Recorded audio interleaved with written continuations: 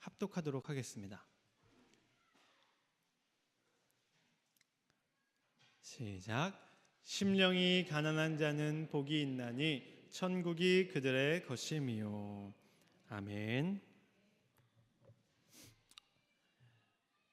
대학생 때 이제 거실에 누워서 이렇게 TV를 보다가 옆에 앉아 계신 이렇게 어머니하고 이런저런 이야기가 시작이 됐습니다. 그래서 어느새 TV는 뒷전이 되고 이야기가 이제 중요하게 됐는데, 그동안은 대충 알고 있던 어머니와 아버지가 어떻게 만나셨는지, 또 어떻게 결혼 생활을 하셨는지, 이전에는 대충 알고 있던 소리를 되게 진솔하게 그 비하인드 스토리까지 이렇게 다 듣게 된 적이 있었습니다. 그뿐 아니라 어머니께서 어린 시절 이야기도 파편적으로 하나하나 해주시다가 아주 어렸을 때 친구가 이사 가는데 그 트럭을 어떻게 하다가 친구 옆에 타고 같이 이삿집으로, 새로운 이삿집으로 멀리 갔다가 어떻게 큰 이모가 경찰서로 찾아와서 다시 집으로 데려오셨는지, 이런 이전엔 알지 못했던 이야기를 20살이 넘어서 하나하나 이렇게 들었던 날이 있습니다. 그날 이제 모든 일과를 마치고 있다가 누워서 잠을 청하는데 느낌이 좀 남달랐습니다.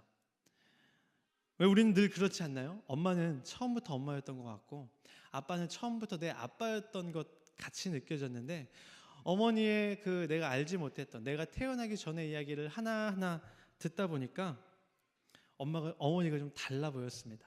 아, 맞아. 엄마도 나랑 똑같이 어린 시절이 있으셨고 소녀 같던 시절이 있으셨고 누군가를 바라보며 마음이 두근거렸던 시절이 있으셨다. 엄마도 누군가에게는 소중한 딸이었고 나와 마찬가지로 개구쟁이였던 시절이 있었으며 누군가를 열렬히 사랑했기에 지금의 내가 있구나. 그동안은 그냥 엄마로서만 바라보던 어머니가 한 명의 분명한 인격체를 가진, 자신의 삶과 스토리를 가진 사람으로 보였던 적이 있습니다. 누군가에 대해 우리는 설령 부모님이라 할지라도 우리는 그 사람에 대해 파편적으로 알고 있을 수밖에 없습니다. 은재 공동체 안에서도 어떻게 보면 마찬가지 아닌가요? 우리가 서로를 많이 알고 있다 자신하지만 그렇지 못하고 있다는 걸 느낄 때가 너무도 많은 것 같습니다. 여기 제가 은재교회에 온 지 이제 한 1년 정도가 되어가고 있습니다. 작년 김장할 때 처음 와서 올해 김장까지 했으니까 벌써 2년 차에 몇 달 지나면 3년 차가, 은재교회 3년 차가 됩니다. 그러면서 1년간 우리 성도님들을 한 분 한 분 이렇게 지켜보면서 나름 누구누구 장로님은 어떤 분이시지? 맞아. 누구누구 권사님은 이런 분이셔. 우리 누구누구 집사님은 또 이런 면이 있으셔를 나름 알아가고 있다고 파악을 했다고 생각했거든요. 근데 그게 착각이었구나를 지난 추수감사주일 선교회별 찬양제 때 절실하게 제가 깨달았습니다. 모세 선교회와 리브가 선교회, 그 교회에서 조용하신 분들이 그런 분들에게 그런 충격적인 모습이 있을 거라고는 저는 쉽게 상상을 못했습니다. 늘 신사 같으신 우리 이은곡 장로님께서 랩을 막 하시는 모습, 누가 상상이나 했겠습니까? 몇 달 전까지 평생을 교직에 몸을 담았던 분이라고는 아마 쉽게 처음 보는 분은 상상할 수 없을 것 같습니다. 또 우리 정수 집사님 이렇게 흔드시는 걸 보면서 어떻게 그동안 참으셨을까, 한 번씩 정기적으로 일어나 흔드시는 시간을 교회에서 드려야 하는 건 아닌가 생각이 들 정도로 몰랐던 부분이 참 많이 있구나를 한 번 더 깨달았습니다. 우리는 아직도 여전히 서로에 대해 잘 모릅니다. 그래서 서로에 대해서 더 많이 알아가야 하죠. 근데 알아가는 것이 참 기쁜 일인 것 같습니다. 내가 지금 것은 이만큼 알았는데 오늘 새로운 모습을 하나 더 봤을 때 더 많이 알아가고 있구나라는 즐거움이 마음속에 있습니다. 그런데 그것은 예수님에 대해서도 마찬가지가 우리에게는 늘 되어야 합니다. 지금까지 내가 알고 있던 예수님에서 그 정도에서 멈춰서 딱 눈 감고 떠올릴 수 있는 어느 일정 부분의 예수님만을 늘 떠올린 채 기도하고 매달리는 게 아니라 오늘 알고 있던 만큼의 예수님보다 내일은 더 많이 우리가 알아가는 그런 시간이 우리에겐 필요합니다. 그것이 우리 은재 공동체 안에서 알아가는 기쁨보다 예수님을 알아가는 기쁨이 더 큰 우리가 될 줄 믿습니다. 우리 좌우에 이렇게 고백하겠습니다. 내일은 더 많이 예수님을 알아가시기 바랍니다.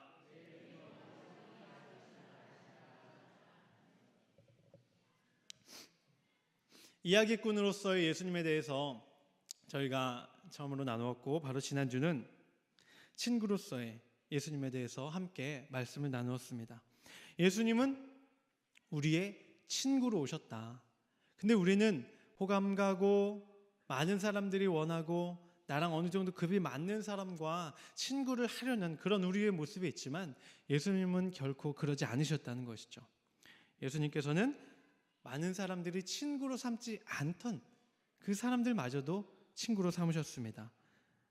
무시하고, 때로는 일부러 피하고, 심하게는 증오하는 사람들, 바로 어린아이와 세리와 죄인, 그리고 배신자 유다의 친구로 예수님은 오셨음을 볼 수가 있습니다.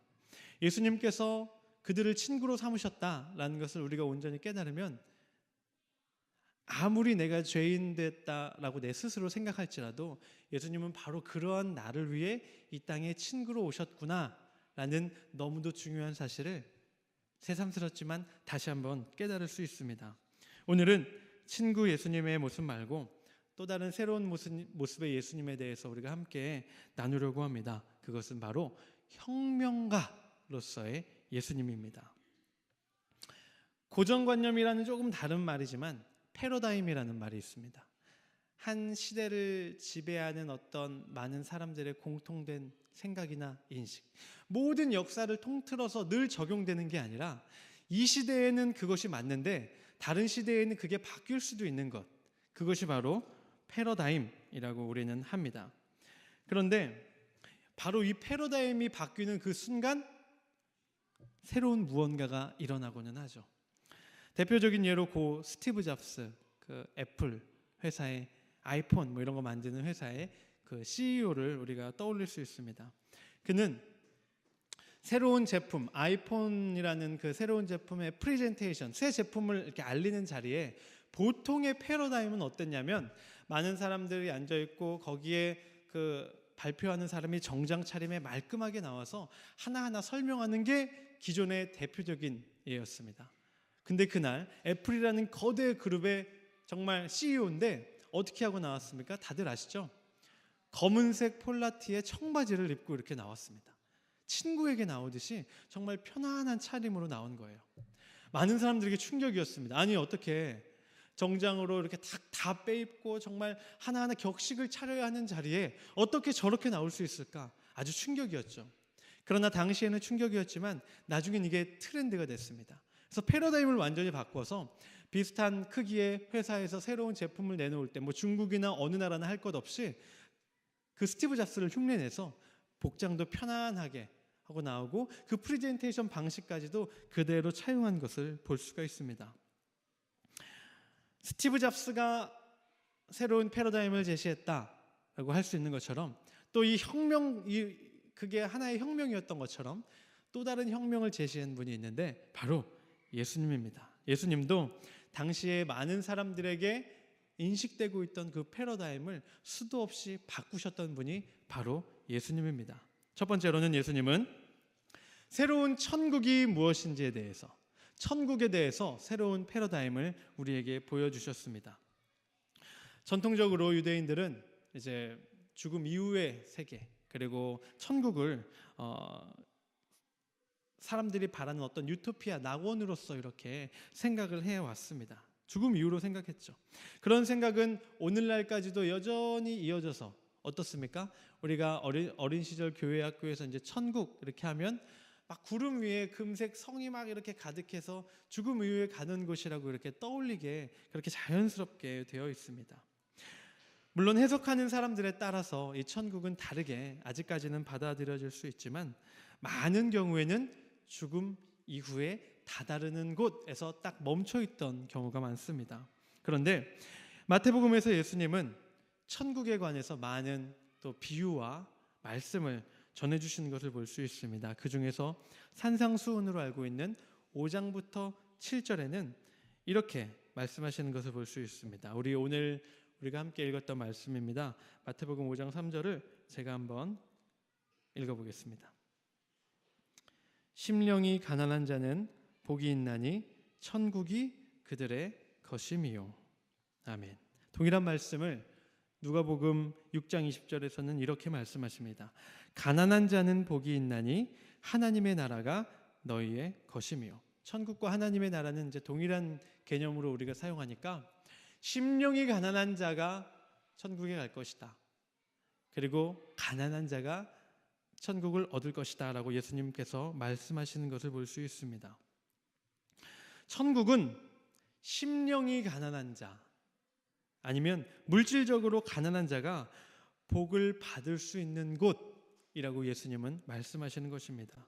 마태복음 5장 10절 조금 더 내려가면 그 팔복 가운데에서 한 번 더 예수님께서는 이렇게 말씀하십니다. 의를 위하여 박해를 받는 자는 복이 있나니 천국이 그들의 것임이라. 예수님에 의하면 천국은 어떤 곳이냐? 가난한 자, 마음이 가난한 자, 의를 위하여 박해받는 자가 갈 수 있는 곳이 바로 복을 받을 수 있는 곳이 바로 천국입니다. 우리가 이 땅에서는 가난한 자들이 복을 받고 있다라고 전혀 생각을 할 수가 없죠. 돈이 없는 자, 물질적으로 부족한 자들은 행복하기도 어렵다. 그들은 복이 없다. 그들은 그저 어려운 시기를 살아가고 있다라고 말을 합니다. 그런데 우리가 왜 힘들고 가난한 자는 복을 받을 수가 없는가? 이 세상에서는 그런 것이 전혀 가난한 사람들과는 복이란 것이 연관할 수 없기 때문에 그런 생각을 하게 됩니다. 가난한 사람이 정말 행복하게 사는 것을 생각해 보실 수 있나요?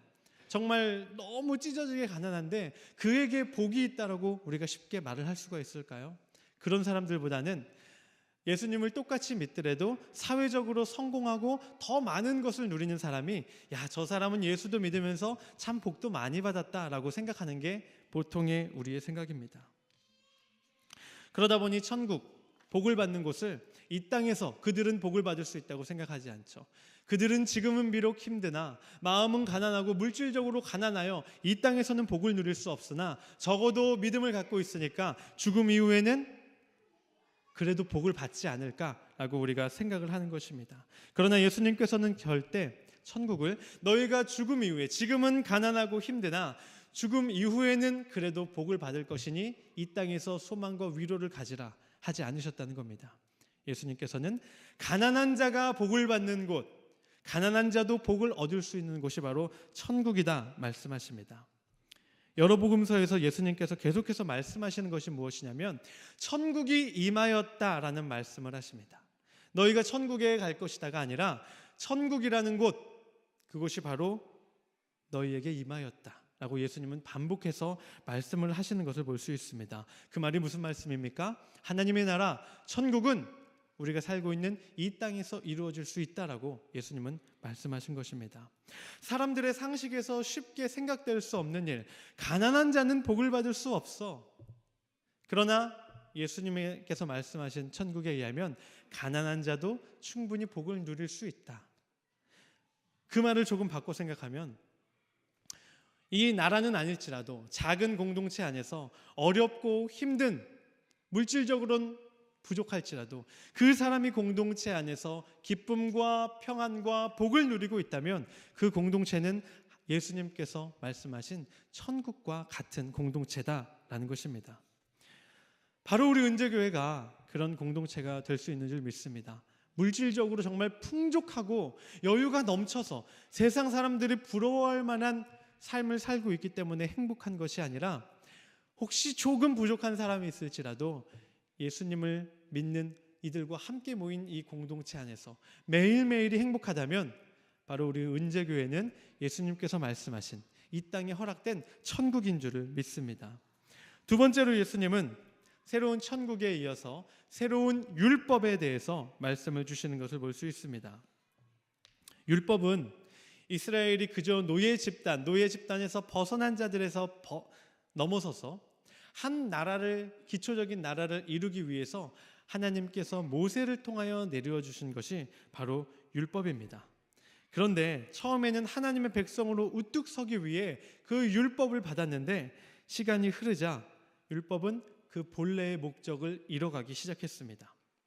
점점 기득권을 유지하기 위해서, 다른 사람을 정죄하기 위한 수단으로서 부정을 저지르고도 스스로를 정당화하려는 그런 법칙으로서 변질되고 잘못된 변질의 길을 걸어가고 있었다라는 것입니다.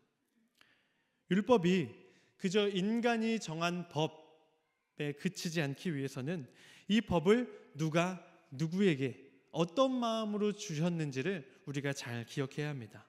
율법은 누가 누구에게 주셨습니까? 하나님께서 하나님의 백성 이스라엘을 가장 사랑하는 마음으로 주신 것이 바로 율법입니다. 율법의 기본은 바로 사랑이라는 것이죠. 그러나 당시에 어땠습니까? 율법에 사랑은 어느새 완전히 빠져 있었습니다. 하나님께서 이스라엘을 사랑해서 율법을 주셨는데 사람 사이에서는 사랑을 완전히 배제한 채 그저 이 규칙과 법칙을 하나하나 지키게 하기 위한 기준과 척도로서 율법을 사용하고 있었다라는 것입니다. 예수님께서는 다시금 그 율법에 사랑을 첨가하시는 것을 볼 수가 있습니다. 예수님께서는 이 율법을 완전히 이전의 것을 완전히 바꾸신 것이 아닙니다. 폐하러 온 것이 아닙니다. 이 율법을 완전하게 하려고 처음의 율법으로 회복시키기 위해서 이 땅에 오셨다라고 스스로도 말씀하시는 것을 볼 수 있습니다.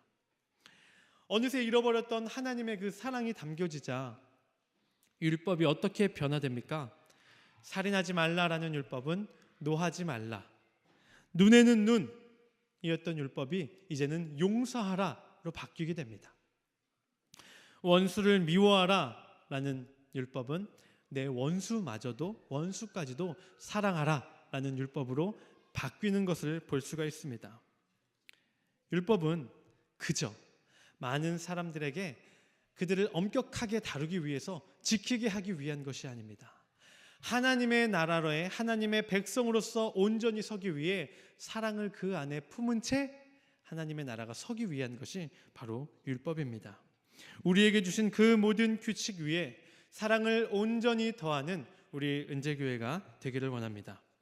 마지막으로 예수님께서는 새로운 가족에 대해서 새로운 패러다임을 전해주시는 것을 볼 수가 있습니다. 가족의 가장 기본은 사랑하는 남녀의 만남입니다.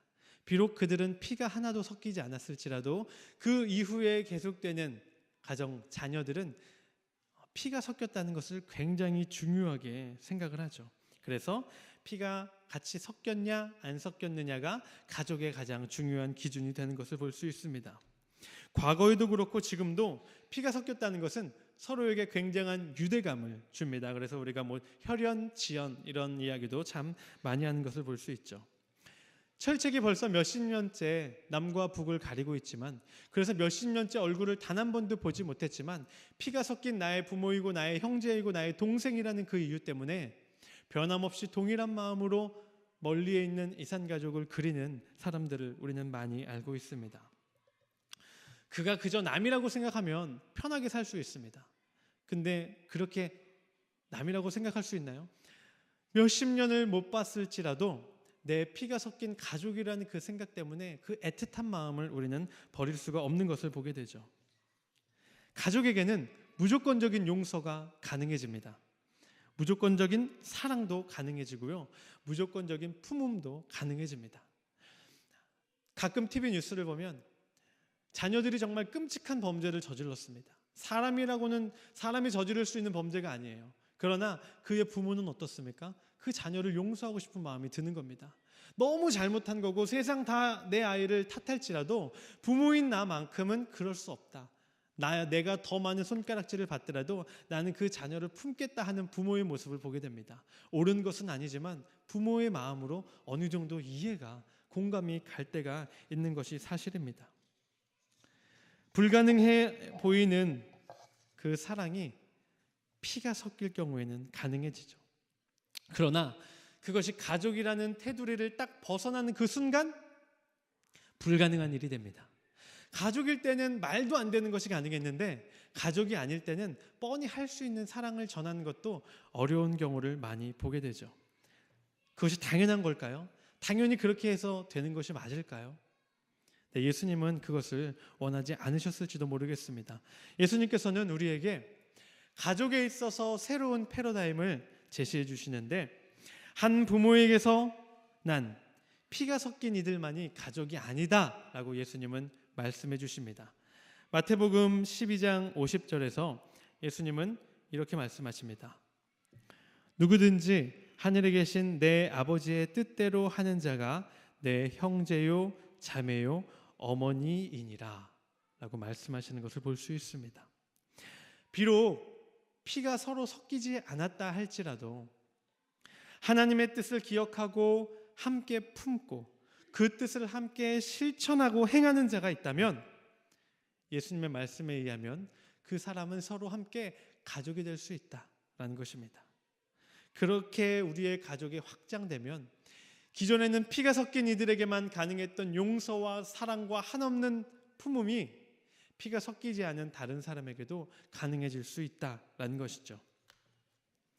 목사님께서 종종 자주 사용하시는 표현인데 은재 가족이라는 표현을 자주 사용하십니다.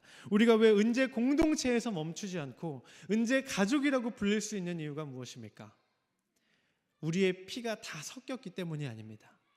비록 우리의 피는 다 섞이지 않았을지라도 우리는 아버지 하나님의 뜻을 알고 하나님의 뜻을 기억하고 품고 그 뜻을 함께 실천하기 때문에 예수님께서 말씀하신 새로운 가족에 부합하는 이들이기 때문에 우리는 은재 가족이 될 수 있는 것입니다.